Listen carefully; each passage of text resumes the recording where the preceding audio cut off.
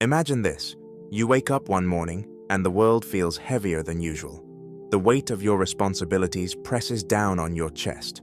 Work deadlines, family obligations, financial worries, and the endless scroll of social media demanding your attention. You know you should pray, but the fatigue of life makes it feel like an insurmountable task. You know you should eat healthier, but the comfort of junk food whispers louder than your long-term goals. You know you should read, learn, and grow, but the allure of distraction is too strong. You are not lazy, you are not weak, but something inside you feels broken, fragmented, like a ship lost at sea with no compass to guide it. And so you drift, from one impulse to the next, from one day to the next, telling yourself that tomorrow will be different, that somehow you will find the strength to take control. But tomorrow comes, and you find yourself repeating the same patterns, stuck in the same cycles, trapped in a war between what you know is right and what you feel in the moment. But what if I told you that this war isn't new? That long before the distractions of modern life, before the flood of endless entertainment, before the culture of indulgence, this battle had already been fought and won by men who mastered not just their minds, but their very souls. One of them was Imam Al-Ghazali, a man who, by every worldly standard, had arrived. He had power, knowledge, prestige, and yet he abandoned it all. He walked away from his position, his influence, his status, not because he had failed, but because he had realized a terrifying truth. Everything he had built meant nothing if he was not in control of himself. What did he see that others didn't? What did he understand about self-discipline that we, in our modern age of distractions, have completely forgotten? And more importantly, what does his journey reveal about the chains that are holding you back? To understand that, we must first uncover the hidden force that keeps you shackled, the invisible enemy that whispers in your ear, luring you away from who you were meant to be. There is a force within you, a force that pulls you toward ease, comfort, and instant gratification. It whispers in your ear when you set an alarm at night, promising that tomorrow you will wake up early. But when morning comes, it convinces you that 5 more minutes won't hurt. It tells you that discipline is suffering, that struggle is unnecessary, that pleasure is the highest good. This force has existed since the dawn of humanity. Imam Al-Ghazali called it the nafs, the lower self. Modern psychology calls it impulse, addiction, or the pleasure principle. It is the part of you that resists discipline and seeks escape, no matter the cost. The ancient scholars understood something that most modern people have forgotten. True freedom is not doing whatever you want. It is mastering yourself so that you are no longer ruled by your desires. But today, the very opposite is preached. Society tells you that you must follow your heart, do what makes you happy, and live your truth. But what if your heart is diseased? What if your happiness is just an illusion? What if the truth you live is built on lies? Al-Ghazali recognized this deception. He saw that the greatest enemy was not external, it was internal. The struggle was not against wealth, power, or status, but against the ego's relentless hunger for more. He realized that if he could not conquer himself, he had already lost, no matter how much knowledge he had acquired. But here's the problem. The nafs does not surrender easily. It disguises itself in logic, cloaking its desires as reasonable excuses. It convinces you that you are too tired to pray, that you deserve a break, that discipline can always wait for another day. And so, like an invisible hand, it keeps you chained, keeping you distracted, entertained, and numbed just enough that you never truly take control of your life. But what happens when you let this force win? What are the unseen consequences of losing the war against yourself? The answer is far more terrifying than you think. At first, nothing seems wrong. Life continues. You tell yourself that missing one prayer isn't a big deal, that delaying your goals is just a temporary setback, that indulging in distractions is harmless. But what you don't realize is that something deeper is shifting. Every time you surrender to impulse, every time you choose comfort over discipline, a part of you weakens. Like a muscle left unused, your willpower begins to decay. The things that once felt achievable, waking up early, controlling your emotions, committing to self-improvement, become harder and harder. Not because they are impossible, but because you have conditioned yourself to lose. Every act of surrender reinforces the belief that you are powerless against your desires. This is the silent tragedy of modern life. Most people don't wake up one day and decide to be weak. They become weak over time, through 1,000 small decisions that teach their minds to embrace ease over effort.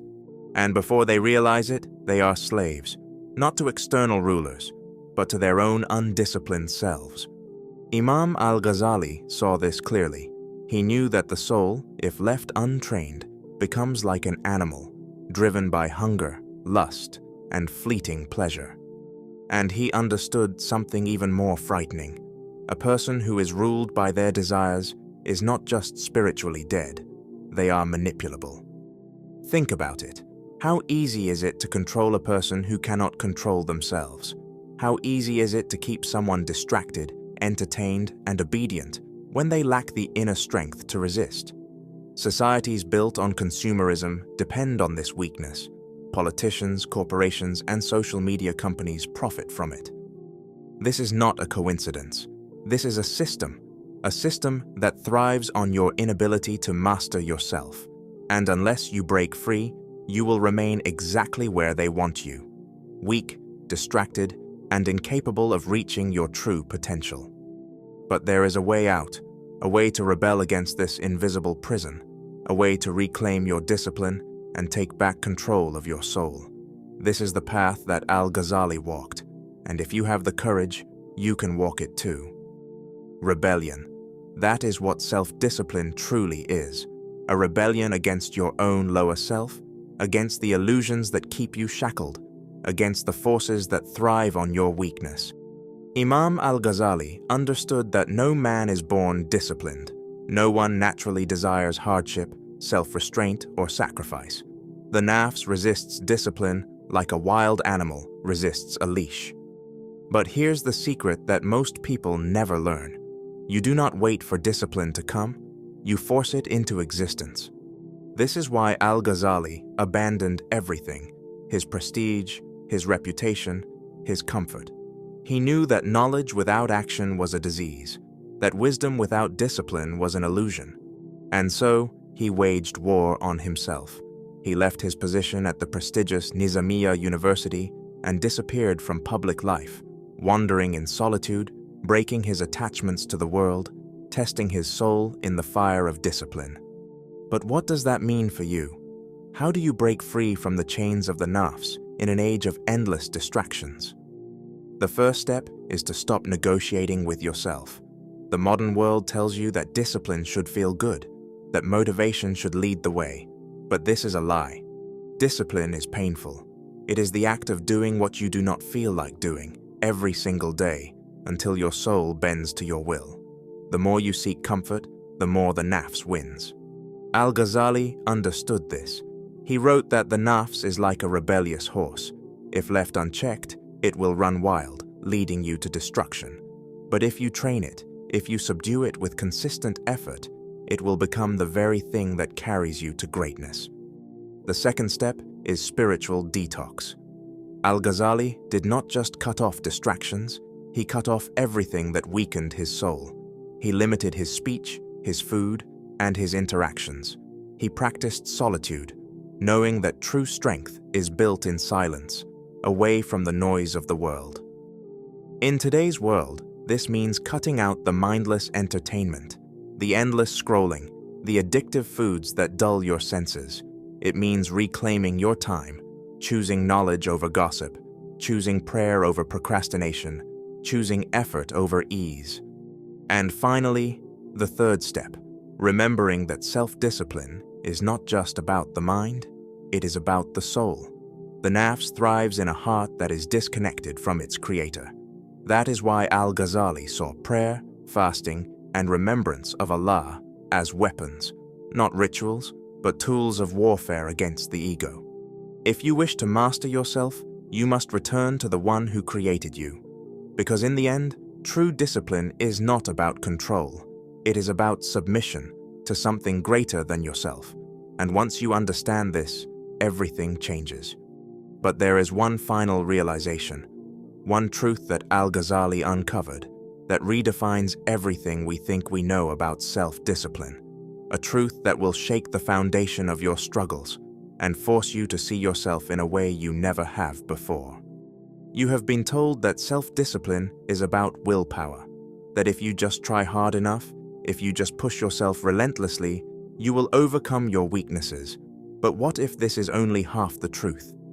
Imam Al-Ghazali's greatest realization was this: self-discipline is not about overpowering the nafs. It is about understanding that you alone cannot win the battle. For years he tried. He immersed himself in knowledge, philosophy, debate. He mastered logic, refuted scholars, wrote books that shook the foundations of academia. And yet, despite all his brilliance, he felt hollow. He realized that no amount of intellectual mastery could subdue the nafs, because the nafs is not just a psychological force, it is a spiritual one. This is where most people fail. They believe discipline is about control, but Al-Ghazali saw through the illusion. It is not the self that needs to be controlled, it is the self that needs to be purified. The nafs is insatiable. You can discipline yourself to wake up early, to study relentlessly, to push your body and mind to their limits. But if the heart is not purified, the struggle never ends. You will always feel like you're at war with yourself, because you are fighting the symptom, not the disease. So what is the cure? Al-Ghazali found the answer where most people never look: in surrender. Not surrender to weakness, but surrender to Allah. To stop seeing discipline as a personal battle and start seeing it as an act of devotion. To stop trying to master yourself for the sake of worldly success and start mastering yourself for the sake of your soul. Because true self-discipline is not about bending your will to your desires. It is about bending your will to your Creator. When you shift your purpose from self-conquest to divine obedience, discipline stops feeling like a struggle. It becomes a necessity, a natural state of being. And suddenly, everything makes sense. The early mornings, the fasting, the rejection of distractions, they are not acts of suffering. They are acts of liberation. Liberation from the chains of impulse, from the whispers of the nafs, from the illusion that you are your own master. This was Al-Ghazali's final realization, that self-discipline is not the end goal. It is only the beginning, a means to something greater. And so, the real question is not whether you can master yourself. The real question is, will you surrender before it's too late?